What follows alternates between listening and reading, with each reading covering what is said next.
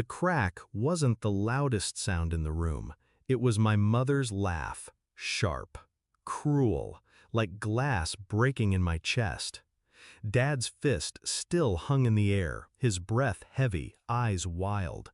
"You gonna talk back again?" he spat, knuckles stained with my blood. Mom smirked from the couch. "That's what you get for being useless." The taste of iron filled my mouth. My jaw throbbed, and I smiled. They thought they'd broken me, but that was the moment they'd signed their own sentence. Backstory setup, establishing the relationship. I used to think fear was normal, that walking on eggshells was just how families worked. Dad's temper was the weather, unpredictable, violent, and you prayed to survive the storm. Mom, she wasn't a shield, she was his echo, his audience, his accomplice. There were moments, small ones, when I thought maybe they cared. When Dad would take me fishing, when Mom would braid my hair before school. But those moments weren't love, they were investments. Tokens they'd cash in later to keep me silent. The truth? I was never their child. I was their property. Discovery of betrayal. It started with my college fund. I'd been saving since I was 14.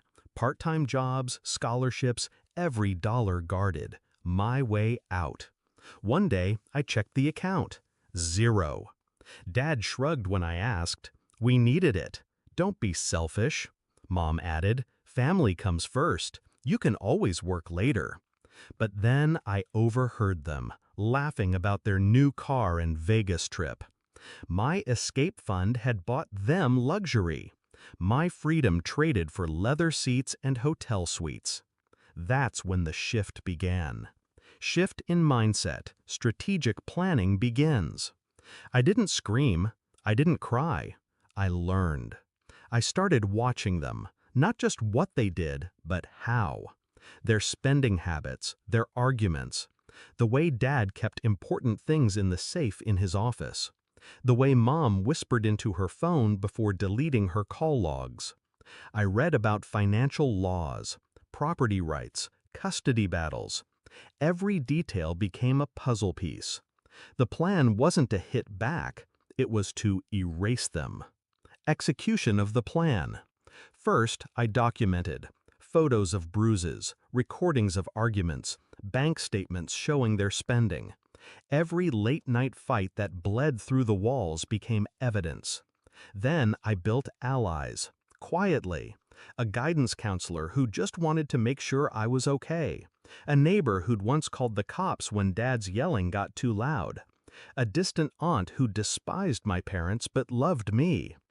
The day I turned 18, I opened my own account, my own phone, my own lockbox at the library. Everything important went there. Step 2, I reported them. Not to the police, yet. Child Protective Services got a neat little package of evidence. So did the IRS, after I found Dad's creative tax filings. I didn't need to take them down directly, I just needed to set the dominoes. Step 3, the house. It was in Mom's name, but the mortgage was drowning them. I sent anonymous tips to the bank about suspicious withdrawals. Funny thing about banks, they don't like gambling habits tied to missed payments. While they fought foreclosure, I quietly transferred the title of the car into my name. I'd bought it, technically, using my earnings. The paperwork had been in Dad's desk. A quick forged signature, a notary visit, and suddenly the car was legally mine. Every move was silent, invisible, surgical. Climax and confrontation. It all came together on a Tuesday. Dad was at the kitchen table, flipping through overdue bills. Mom was pacing, phone pressed to her ear, screaming at a debt collector. I walked in, dropped an envelope in front of them. "What's this?" Dad barked. I sat across from him, calm. Eviction notice. Foreclosure's final. Bank owns the house now. Mom's face drained of color. "What did you—" I slid another paper forward. "Oh, and the car? Mine. The title's been in my name for 2 months. Thought you should know before you try to sell it." Dad's jaw clenched. "You little." I leaned in. "Say it. Hit me. Please.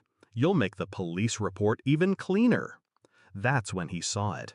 The manila folder by my elbow. His handwriting on the tax documents. Photos of bruises. Copies of his gambling receipts. Mom's texts to her friend about moving away once I was out of the picture.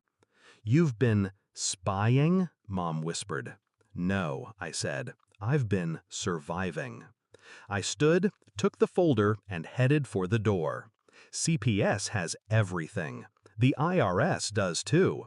The police, well, they'll be very interested when I tell them how you like to solve arguments with your fists. Dad's face crumbled, and for the first time, there was no anger, just fear. Mom's hands trembled. The predators finally understood what it felt like to be hunted. Resolution and emotional release. I didn't look back when I left, didn't watch them scramble, didn't listen to their voices crack. The car purred under my hands as I drove away. My car, my road, my life.